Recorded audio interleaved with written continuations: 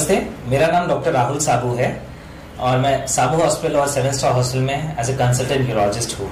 मैंने मेरा MCH in urology and kidney transplantation Saint John's medical college Bangalore से किया है। जैसे कि आप लोग जानते हैं, हमारे शरीर में 2 किडनियां होती है। इसे गुर्दों के नाम से भी जाना जाता है और इनका मेन फंक्शन रहता है हमारे शरीर में यूरिया, क्रिएटिन और नाइट्रोजन युक्त पदार्थ को एक्सक्रीट करने का।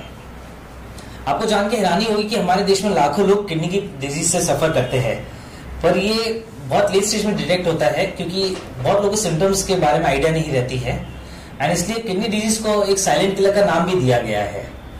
अगर हम किडनी डिजीज के कारण के बारे में बात करें तो बेसिकली हम इसे 2 चीज में डिवाइड कर सकते हैं, medical causes and surgical causes. Medical causes अब basically long standing hypertension, BP की बीमारी, long standing uncontrolled diabetes mellitus, मोटापा एंड लैक ऑफ एक्सरसाइज, ये सब चीजें हमारे इंडियन पॉपुलेशन में बहुत कॉमन है एंड ऑटोइम्यून डिसऑर्डर्स के कारण भी कई बार किडनी की प्रॉब्लम्स होती है।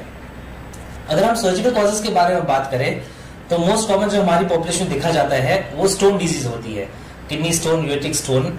सेकेंड आता है बेसिकली इन्फेक्शन, क्योंकि जिन लोगों में बीपी शुगर कंट्रोल नहीं रहता है तो उनमें इन्फेक्शन चांसेस बढ़ जाते हैं जिसके कारण किडनी फेलियर भी हो सकता है। थर्ड बोलते हैं कंजेनाइटल एनोमलीज, यानी जो बचपन से हमारे शरीर में जो रचना होती है अगर उसमें कोई डिफेक्ट है इसे कंजेनाइटल एनोमलीज बोलते हैं। जैसे पेल्विक यूट्रिक जंक्शन ऑब्स्ट्रक्शन, VUR होता है, ये ऐसे अलग अलग ऑब्स्ट्रक्शंस होते हैं। एंड चौथा जो होता है वो कैंसर्स के कारण होता है, bladder cancers, kidney cancers, cancers of the ureter. These are the most common causes of surgical causes of kidney failure. अगर हम साइंस सिम्टम्स के बारे में बात करें तो सबसे कॉमनली हमें जो दिखाई देता है वो होता है पिटिंग इडिमा। ये यूजुअली हमारे पैर में सूजन के रूप में दिखाई देता है। अगर इंसान सुबह सुबह उठता है तो बाथरूम में जब जाते हैं तो उनकी आंखों के आजू बाजू उन्हें सूजन दिखती है, पेरिऑर्बिटल इडिमा इसे बोलते हैं और ये भी किडनी के पेशेंट्स में दिखाई देता है। नेक्स्ट साइन एंड सिम्टम की हम बात करें तो उससे बेसिकली अर्ली वीकनेस, जो वीकनेस बोलते हैं, वीकनेस होता है, easy fatigability, these are the most common signs होता है। जी मचलाना, बार बार उल्टियां आना, फिर पेशाब की मात्रा कम या ज्यादा होना, शरीर में बहुत खुजली होना एंड ये सब मेन कॉजेज है बेसिकली। एंड भूख कम लगना। अब मेन क्वेश्चन आता है कि इसे डायग्नोस कैसे करना है। ठीक है, आप देख रहे हैं हमारा देश इतना आगे बढ़ रहा है, इतनी सारी फैसिलिटीज अवेलेबल है। So the most important thing is basically a regular checkup and basically follow with the doctor, with nephrologist और यूरोलॉजिस्ट। तो ब्लड चेकअप में जो आता है रीनल फंक्शन टेस्ट बहुत जरूरी रहता है। I'll start with this again sir एक बार, ठीक है। अब बात आती है कि इसे डायग्नोस कैसे किया जाए। So basically this can be diagnosed bye with the help of investigations, जिसमें ब्लड टेस्ट आती है, रेडियोलॉजिकल इन्वेस्टिगेशंस आते हैं। ब्लड टेस्ट में रीनल फंक्शन टेस्ट जो आता है that is very important and जो रेडियोलॉजिकल इन्वेस्टिगेशंस आते हैं इसमें सोनोग्राफी आती है। तो हमें रेगुलर इंटरवल्स पे हमारा ब्लड किडनी फंक्शन टेस्ट कराना चाहिए और साथ साथ में सोनोग्राफी करानी चाहिए।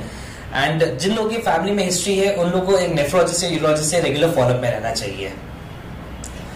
अब ट्रीटमेंट की बात आती है तो ट्रीटमेंट में मोस्ट इंपॉर्टेंट आता है आपका लाइफस्टाइल चेंजेस।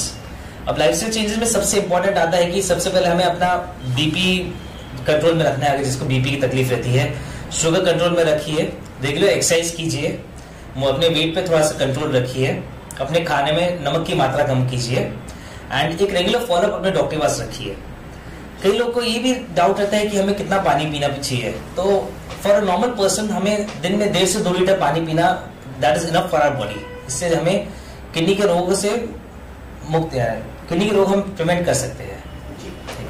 राहुल सर, अगर मैं आपके बारे में बात करूँ, आपने किडनी के रोग के बारे में, किडनी से रिलेटेड बहुत सारी जानकारी हमसे आज साझा की है। मैं आपके बारे में जानना चाहूँगा, आपने बैंगलोर में अपनी ग्रेजुएशन कंप्लीट की है और आप आज नागपुर में आए, तो किस तरह की सेवाएं आप नागपुर के लोगों को आपके प्रदान करेंगे? Okay. So we are working at I'm working at 7 Star Hospital and I'm working at Sabu Hospital also, and I am a visiting consultant at a few other hospitals also. So we have a complete setup in this hospitals यहाँ पे। तो kidney का कोई भी रोग रहता है, कुछ भी डायग्नोसिस से लेकर ट्रीटमेंट से, फॉलोअप से एंड क्या क्या प्रिकॉशंस लेने चाहिए, इन सब का ट्रीटमेंट हमारे पास अवेलेबल है। We have all the latest facilities to treat any of the complications also and to treat any problems related to kidney disease.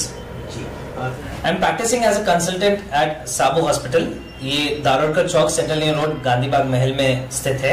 मेरा कॉन्टैक्ट नंबर है 9860499996। दूसरा नंबर है 9978699996। आप किसी भी टाइम कभी भी किसी को भी तकलीफ हो सकती है होती है तो मुझे नंबर पे कांटेक्ट कर सकते हैं। Thank you.